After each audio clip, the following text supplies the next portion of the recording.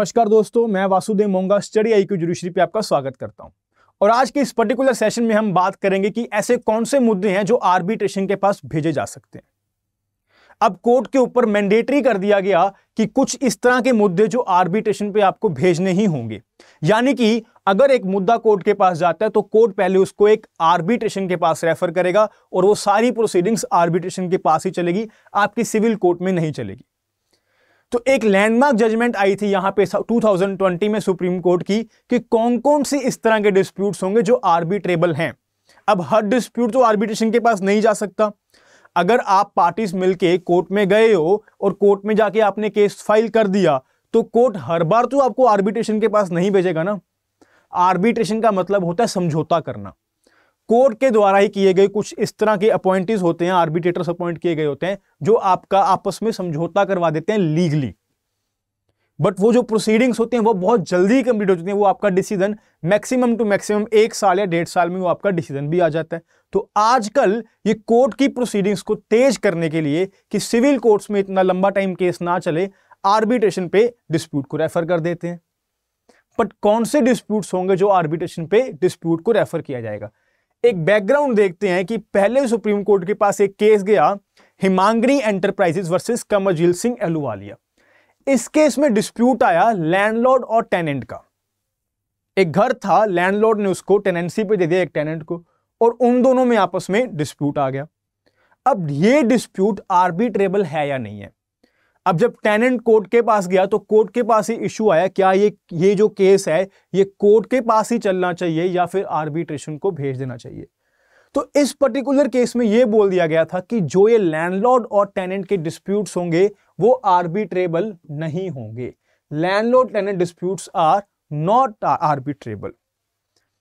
Now let's see कि इसके बाद क्या हुआ। Now in this particular judgment, Vidya Drolia versus Durga trading corporation 2020 supreme court judgment, this is a landmark judgment which change the all law, जिसने सारा का सारा लॉ चेंज कर दिया। और now it is very clear कि कौन सा डिस्प्यूट आर्बिट्रेबल है और कौन सा डिस्प्यूट आर्बिट्रेबल नहीं है। इन दिस केस यहां पे सुप्रीम कोर्ट ने 4-fold टेस्ट दिया, 4 टेस्ट दिए डिसाइड करने के लिए कि कौन सा डिस्प्यूट आर्बिट्रेबल नहीं होगा। टेस्ट आया कि यह डिस्प्यूट आर्बिट्रेबल नहीं होगा, यानी कि अगर इन टेस्ट से बाहर कोई भी डिस्प्यूट है, जो ये 4 टेस्ट अभी हम रीड करेंगे, इनके बाहर अगर कोई भी डिस्प्यूट है तो वो आर्बिट्रेबल होगा। Right, so see what are those 4-fold test. ऐसे कौन से 4 टेस्ट बताए गए जो जहां पे मैटर आर्बिट्रेबल नहीं होगा। Point number 1, when cause of action and the subject matter of the dispute relates to action in rem. Action in rem means against the world at large. यानी कि एक इंसान का अगर डिस्प्यूट है काफी लोगों के साथ, पूरी सोसाइटी के साथ, with the world at large, ये मैटर आपस में पर्सनल मैटर नहीं है, ये पब्लिक मैटर है। एट दैट टाइम ये डिस्प्यूट आर्बिट्रेबल नहीं है। और कॉमन सेंस की बात है तो आर्बिट्रेशन होगी भी किसमें? अगर आपका एक इशू है जहां पे आपका सारी सोसाइटी ही आपकी दूसरी तरफ खड़ी है और पूरा सोसाइटी पे फर्क पड़ रहा है, तो आर्बिट्रेशन किस में होगी? When the case is not private in nature, when the case is not private in nature, तो वो केसेस आर्बिट्रेबल नहीं होंगे। Point number 2, when cause of action of the dispute affects the third party rights. ए और B आपस में arbitration के table पे बैठे हैं और उनमें आपस में डिस्प्यूट के लिए रिजॉल्व कर रहे हैं, बट जो भी उसका डिसीजन होगा वो किसी थर्ड पार्टी को भी अफेक्ट करेगा, तो ये मैटर भी आर्बिट्रेबल नहीं होगा। सेम असेंस है जो पॉइंट नंबर 1 है कि against the world at large, यहां पे भी अगर थर्ड पार्टी के राइट्स को अफेक्ट कर रहे हो तो ये मैटर आर्बिट्रेबल नहीं होगा। Point number 3, when cause of action and the subject matter of the dispute relates to the sovereign and the public interest of the state. Sovereign and the public interest of the state. Public interest of the states and the sovereign functions of the state.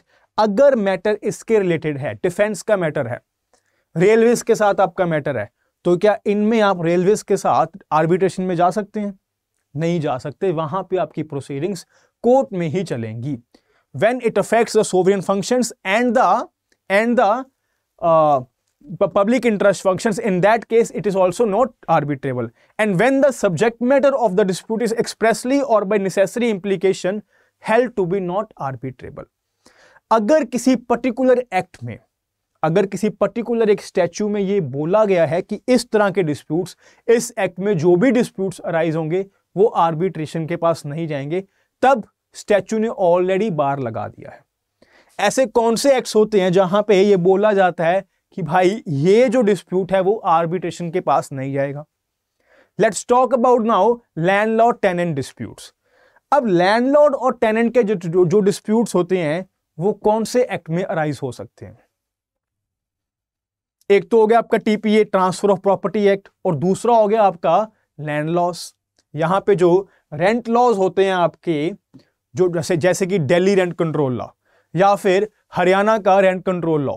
अब हर state का अलग अलग rent control law है, but एक law है हमारे पास transfer of property act. तो यहां पे कौन सा मैटर है जो आर्बिट्रेबल होगा और आर्बिट्रेशन के पास जा नहीं जाएगा? सी, नॉर्मली सबके सब रेंट लॉस में ये लिखा हुआ है कि जो भी मैटर इसके ऊपर आएगा, अगर लैंडलॉर्ड और टेनेंट के बीच में अगर कोई डिस्प्यूट आया और वो रेंट कंट्रोल उसके ऊपर लग रहा है, तो वो मैटर रेंट कंट्रोलर के पास जाता है, सिविल कोर्ट के पास नहीं जाता। यानी कि ऑलरेडी एक बार लगा हुआ है, by the necessary implication there is a bar, कि अगर एक डिस्प्यूट लैंडलॉर्ड और टेनेंट में है and that dispute is occurring in the rent law, अगर वो रेंट लॉ में आ रहा है तो वो डिस्प्यूट आर्बिट्रेबल नहीं होगा। तो सुप्रीम कोर्ट ने भी इस केस में यही बोला कि सी, अगर तो if the disputes fall under the TPA, under the transfer of property act, then it is arbitrable. फिर तो मैटर होगा आर्बिट्रेबल। फिर अगर जब कोर्ट के पास मैटर जाएगा तो कोर्ट उसको आर्बिट्रेशन पे भेज देगा। बट अगर वही मुद्दा यहां पे disputes falls under the rent control laws, in that case it is not arbitrable. अगर हम दिल्ली रेंट कंट्रोल लॉ की बात करते हैं तो मान लीजिए अगर 3500 से 3500 से ज्यादा का अगर मुद्दा है तो मैटर कहां पे जाता है? टीपीए में। बट अगर रेंट 3500 से कम है तो कहां जाता है? दिल्ली रेंट कंट्रोल लॉ में। अगर टीपीए का मुद्दा है, अगर टीपीए में इशू फॉल हुआ है तो वो आर्बिट्रेबल होगा। बट अगर रेंट कंट्रोल लॉ में वो इशू आया है तो रेंट कंट्रोल लॉज वहां पे बार लगाती है किस चीज की, कि ये जो इशू है वो रेंट कंट्रोलर ही सुनेगा, सिविल कोर्ट के पास भी नहीं जा सकता। राइट? तो ये जो पॉइंट है आपको समझना होगा कि लैंडलॉर्ड टेनेंट के जो डिस्प्यूट्स हैं वो आर्बिट्रेबल हैं टीपीए में, बट रेंट कंट्रोल लॉज में वो आर्बिट्रेबल नहीं है। नाउ टेल मी कि आर्बिट्रेशन होती कौन से मुद्दों में? क्या क्रिमिनल लॉस में कभी भी आर्बिट्रेशन हो सकती है? अगर दो इंसानों में केस चल रहा और वो क्रिमिनल ऑफेंस के रिगार्डिंग है, क्या वो कभी वहां पे आर्बिट्रेशन पॉसिबल है? No. Arbitration is always possible only and only in the civil cases. Criminal matters में कभी भी आर्बिट्रेशन पॉसिबल नहीं हो सकती है। ये आपको हमेशा ध्यान रखना होगा। जब भी आप कोर्ट के पास जाओगे क्रिमिनल मैटर को लेके, कभी भी आर्बिट्रेशन पे रेफर नहीं कर सकते। सिविल डिस्प्यूट्स ही होते हैं जो आर्बिट्रेबल होते हैं। और कौन कौन से सिविल डिस्प्यूट्स होते हैं वो हमने देख लिए, which does not affect the general public, which does not affect the sovereign functions of the state or the third party rights। अगर प्राइवेट नेचर का सूट है तो वो आर्बिट्रेबल है, अगर प्राइवेट नेचर का नहीं है तो वो आर्बिट्रेबल नहीं है। राइट? तो एक एग्जांपल आपके पास यहां है जो मैं आपको समझाऊंगा कि क्या एक एलिगेशन ऑफ फ्रॉड, क्या फ्रॉड का एलिगेशन यहां पे आर्बिट्रेबल होगा या नहीं होगा। एक फ्रॉड जो कि आपका कॉन्ट्रैक्ट एक्ट में भी हो सकता है या फिर इंडियन पिनल कोड में भी हो सकता है चीटिंग करके, क्या वो आर्बिट्रेबल होगा या नहीं होगा? सी, वही आपको सेम एग्जांपल लगाना है कि अगर ये कॉन्ट्रैक्ट एक्ट में आया, अगर ये फ्रॉड कॉन्ट्रैक्ट एक्ट में हुआ, यानी कि ये सिविल डिस्प्यूट है, यानी कि ये सिविल डिस्प्यूट है, तब तो ये मैटर आर्बिट्रेबल नहीं होगा। राइट? अगर तो ये सिविल डिस्प्यूट है तब ये मैटर आर्बिट्रेबल होगा। अगर ये मैटर चीटिंग में चला गया, यानी कि कब हुआ है फ्रॉड? इनिशियली ही हो गया। एक एग्जांपल दूंगा अभी आपको कि एक इंसान ने, ए ने यहां पे बी के साथ एक कॉन्ट्रैक्ट किया, और जब कॉन्ट्रैक्ट किया at that very time his intention was dishonest, his intention was to cheat that person, की पैसे लूंगा और भाग लूंगा। उस केस में कहां पे केस फॉल कर जाता है? आईपीसी में, चीटिंग में, यानी कि कॉन्ट्रैक्ट ऑब्टेन्ड बाय फ्रॉड। जब कॉन्ट्रैक्ट किया गया तभी से फ्रॉड कर लिया गया तो वो क्या हो जाता है? यहां पे चीटिंग हो जाती है, तो वो क्रिमिनल ऑफेंस होगा, तो ये आर्बिट्रेबल नहीं होगा। But in the same case अगर फ्रॉड किया जाए आफ्टर द कॉन्ट्रैक्ट, यानी कि जब कॉन्ट्रैक्ट किया गया तब इस तरह की कोई इंटेंशन नहीं थी कि मैं यहां पे इसके साथ फ्रॉड करूंगा, बट लेटर ऑन पर्सन वहां पे पैसे नहीं देता या फ्रॉड कर लेता है, तो वो मैटर कहां चला जाता है? कॉन्ट्रैक्ट एक्ट में चला जाता है। वो मैटर होता है आपका सिविल डिस्प्यूट, तो इस मैटर में ये आर्बिट्रेबल होगा, इस मैटर में आर्बिट्रेबल होगा। सी देयर आर मेनी केसेस जहां पे हमें समझना पड़ेगा कि यहां पे चीटिंग हुई है या फिर ब्रीच ऑफ कॉन्ट्रैक्ट हुआ है, क्योंकि चीटिंग के केस में तो आईपीसी आ गया, तो आईपीसी अगर है, क्रिमिनल ऑफेंस है, तो ये मैटर आर्बिट्रेबल नहीं होगा। But in the same way अगर वो कॉन्ट्रैक्ट ब्रीच हुआ तो वो मैटर आर्बिट्रेबल होगा। एक एग्जांपल आपके पास सेक्शन 415 ऑफ द आईपीसी, किस चीज की है ये? चीटिंग की। इसकी इलस्ट्रेशन नंबर जी देखना आप। When you will read illustration number G, you will get to know कि यहां पे क्या है? A intentionally deceives Z into a belief that A means to deliver Z a certain quantity of indigo plant which he does not intend to deliver. उसकी intention कभी भी नहीं थी वो डिलीवर करने की, और वो कॉन्ट्रैक्ट ले लिया, यानी कि कॉन्ट्रैक्ट ऑब्टेन्ड बाय फ्रॉड। पहले ही फ्रॉड था, तो in this case he cheats, तो यहां पे उसने चीट किया है, which means this matter is not arbitrable. But वहीं पे क्या हुआ? At the time of obtaining the money intends to deliver indigo plant, but later on he did not intend to. बाद में उसकी इंटेंशन बदल गई, which means he is liable only for the civil action for the breach of contract. और अगर civil action है तो ये मैटर आर्बिट्रेबल हो सकता है, ये मैटर आर्बिट्रेबल हो सकता है। क्लियर हुई बात? कौन कौन से मैटर आर्बिट्रेबल होंगे, कौन कौन से नहीं होंगे? सिविल मैटर्स आर्बिट्रेबल होंगे, क्रिमिनल मैटर्स आर्बिट्रेबल नहीं होंगे। और सिविल मैटर्स भी कौन से होंगे? Which does not affect the general public, which does not affect the third party rights, which does not affect the sovereign functions of the state, which does not affect the public interest.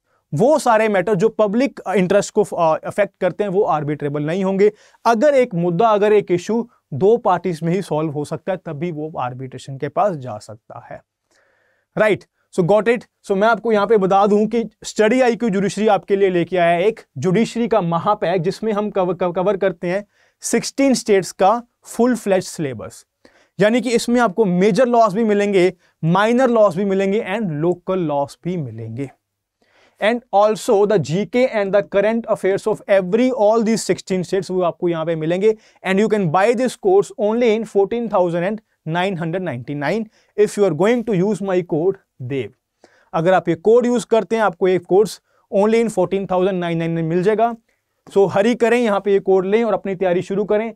and if you are following any particular state, if you are focusing on any particular state, तो ये smart course buy करें और ये आपको यहाँ पे मिल जाएगा 10,499 में। And if you are going to use my code तो ये कोर्स आपको यहाँ पे मिल जाएगा। Thank you so much. I will see you in the next lecture.